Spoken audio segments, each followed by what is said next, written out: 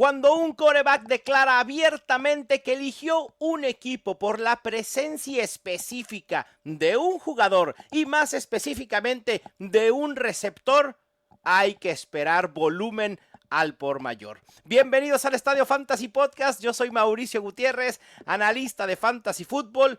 En este episodio, además, vamos a estar hablando de un equipo que quiere enfocarse en mejorar el pase vertical y que además tiene el quarterback para hacerlo, reportes de un novato que va surgiendo absolutamente de la nada y la mesura que tenemos que tener con un wide receiver en rehabilitación y a seguir de cerca una lesión que aqueja a un running back muy relevante en fantasy.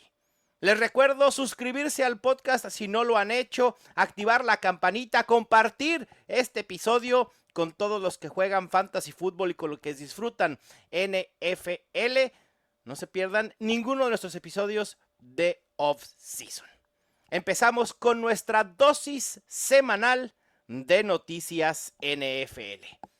Empecemos con Russell Wilson. Sí, ese quarterback que dijo que tenía un receptor específico por su razón de estar o de haber elegido a los Giants, es justo él. Declaró durante el Fanatics Fest que Malik Nabers es la razón por la que eligió ir a Nueva York. Y obviamente esto tiene relevancia no porque hubiéramos creído que Malik Nabers era una mala opción fantasy, sino porque quizá después de venir de una temporada en la que fue el wide receiver 2 en targets, en la que tuvo 170 targets, con un 34.9% de target share, quizá pudiéramos esperar ligera regresión negativa en volumen para Nabers. Pero la realidad es que el panorama 2005 para este receptor élite es inmejorable. Está igual en algo muy importante.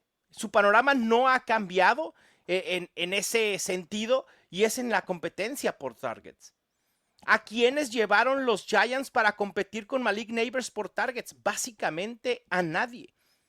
Y hay una mejora en algo igual de importante que es en la calidad de esos targets. Y por eso el que Russell Wilson haya declarado que Malik Nabers es la razón para él estar en los Giants nos tiene que poner muy contentos si teníamos en la mira al wide receiver de los Giants. Russell Wilson en el 2024, se le puede criticar mucho a Russell Wilson, pero es un quarterback certero. Fue el quarterback 12 en pases completos con un 73.5%. Porcentaje de pases determinados como atrapables en un rango similar al que tuvo Nabers el año pasado.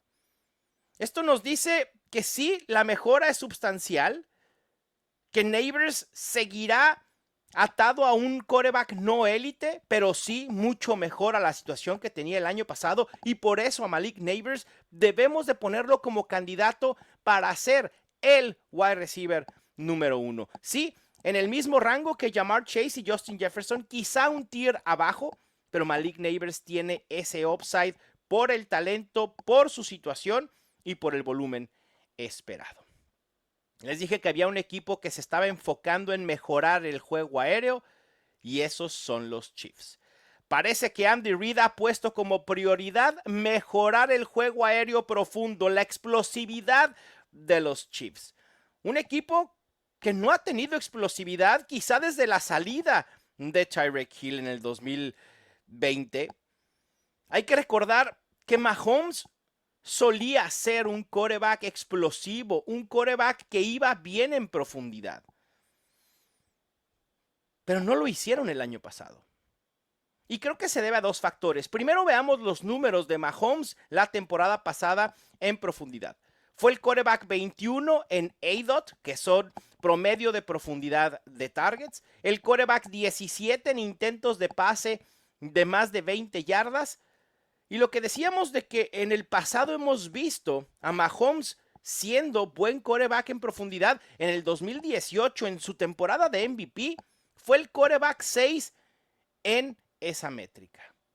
Todo se acentuó, insisto, con la salida de Tyreek Hill y desde entonces este equipo no ha tenido un arma en profundidad confiable. Vamos a ver si logran este objetivo. Porque, insisto, una cosa es pretender ser más explosivos y otra cosa es poderlo ejecutar. Porque Andy Reid pudiera decir, ok, Pat Mahomes, vamos a permitirte que lances muchos más pases de más de 20 yardas. Sí, pero ¿qué Mahomes vamos a ver en ese sentido? ¿El Mahomes del 2024, el Mahomes del 2018 o un punto intermedio? Porque no solo es Mahomes. También obviamente el pase profundo depende de las armas que tengas para el pase profundo. Los Chiefs eligieron específicamente a Xavier Worthy por su velocidad para hacer esa arma a profundidad. Pero el año pasado, a pesar de los buenos números que tuvo Xavier Worthy, en profundidad realmente quedó a deber y muchísimo. Fue el wide receiver 72 en promedio de profundidad de targets con 9.2. Fue el wide receiver 33 en targets profundos con 1 por juego. Y el wide receiver 76 en yardas por ruta.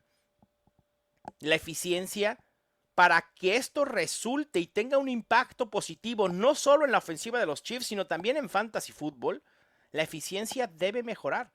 Mahomes el año pasado completó solo el 26.5% de pases de más de 20 yardas. Vamos a ver si Xavier Worthy logra dar un paso adelante. Hollywood Brown, también su regreso creo que puede influir en esto. Y si Mahomes logra estar en esos rangos de explosividad que le vimos en el pasado, puede volver a ser un quarterback top 5, top 6 sin ningún problema. Les dije que había reporte de un novato que iba surgiendo de la nada y pues hay otro reporte alentador de Deonte Thornton en los Raiders. El segundo reporte en menos de 2 semanas probablemente. Parece ser que cada semana tendremos un reporte alentador optimista del novato Deonte Thornton. Ha usado su velocidad para generar y ganar en rutas verticales, en rutas intermedias, ha ganado con su aceleración. Obviamente, esto hay que tomarlo con calma porque ya sabemos que estamos en la época en la que todos los coaches de una organización, de un equipo, ven con ojos de amor a todo su roster. Ven a todo su roster competente. Porque imagínense un coach que diga, no, ¿sabes que este jugador se está viendo terrible? Pues el que también se está viendo terrible eres tú por tenerlo en el roster. Entonces no se van a echar de cabeza. Y esta es la época en la que todo se ve bien en todos los equipos. Pero lo de Deonte Thornton llama mucho la atención porque es él quien se está llevando los reflectores y no Jack Beck como creíamos. Thornton pudiera establecerse como la cuarta opción por aire para Geno Smith detrás de Brock Bowers, Jacoby Myers, incluso Ashton Jeanty. Hay que empezarlo a considerar como un sleeper bastante interesante. Con quien hay que tener mesura es con Christian Watson. Y lo digo porque surgió un video del receptor de los Packers ya recorriendo rutas, haciendo cortes, y esto en automático, muchos pensamos, Christian Watson está listo para regresar, y nada más lejos de la realidad. Obviamente es un signo positivo que haya subido ese video y lo veamos entrenando, practicando, pero no hay que olvidar que tuvo una ruptura de ligamento anterior cruzado en la semana 18. Regularmente este tipo de lesiones en la rodilla llevan entre 9 a 10 meses para que el jugador pueda estar totalmente recuperado. Obviamente es una lesión que regularmente impacta más a los corredores que a los receptores. Pero en un receptor también tiene impacto por la velocidad, por la explosividad que puedes hacer en los cortes. Hay que seguir de cerca las noticias con Christian Watson para ver cuándo podría estar totalmente recuperado y poder regresar a jugar, porque no solo impacta a Christian Watson, sino también la adición de Watson a la ecuación pudiera tener afectación en la proyección que tenemos para Jayden Reed, para el novato Matthew Golden, incluso para Romeo Doubs. Así que hay que seguirlo de cerca, pero insisto, con mucha mesura. Recuerden que algo similar sucedió el año pasado con Nick Chubb. A Nick Chubb se le vio levantando pesas con muchísimo peso y dijimos, wow, increíble lo que está haciendo Nick Chubb. Pero de ese paso, de ese momento, a que Nick Chubb pueda o pudo estar en el terreno de juego, pasaron varias semanas. Y de hecho, Nick Chubb nunca pudo regresar a la explosividad que tenía. Y no sé si lo vaya a poder volver a tener. Esa es la realidad. Así que mesura con Christian Watson. Ese es el mensaje.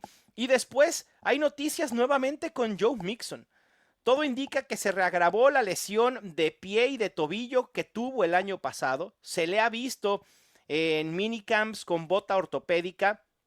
Y obviamente esto no debe ser per se un signo de no quiero draftear a Joe Mixon, ya está lesionado, la bota ortopédica es un muy mal signo. No es un mal signo per se, no es una buena señal, obviamente.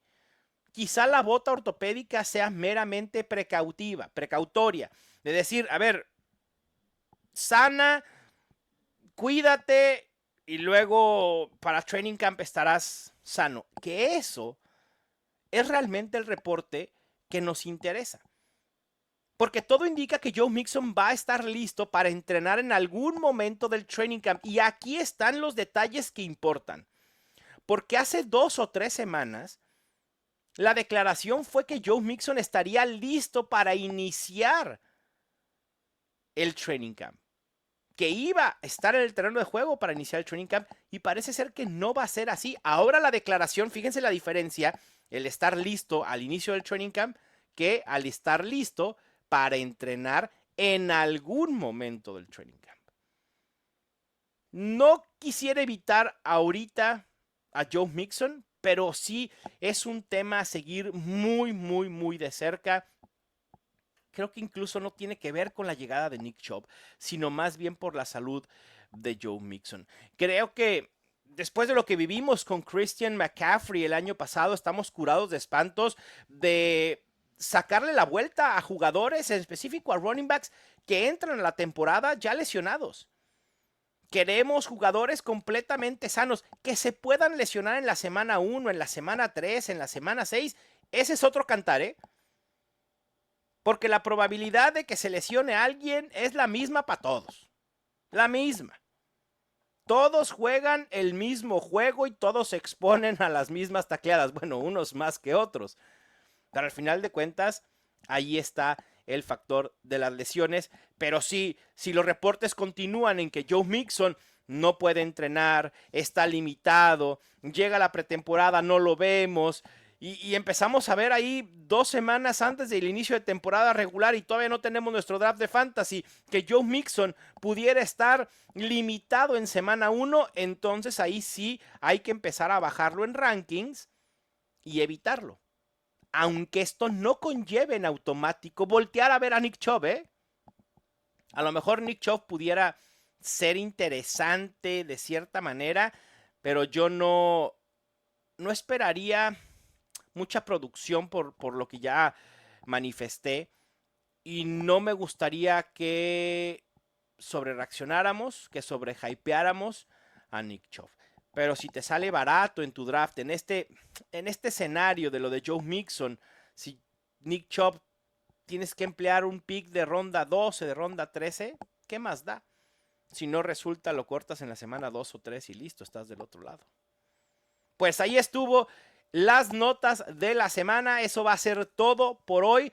Recuerda que la clave en Fantasy también está en los detalles. Esas noticias que pueden pasar por desapercibidas o que pueden ser demasiado obvias, pero hay que darles contexto y hay que darles proyección y el impacto fantasy que tiene cada una. No olvides suscribirte, dejar tu reseña.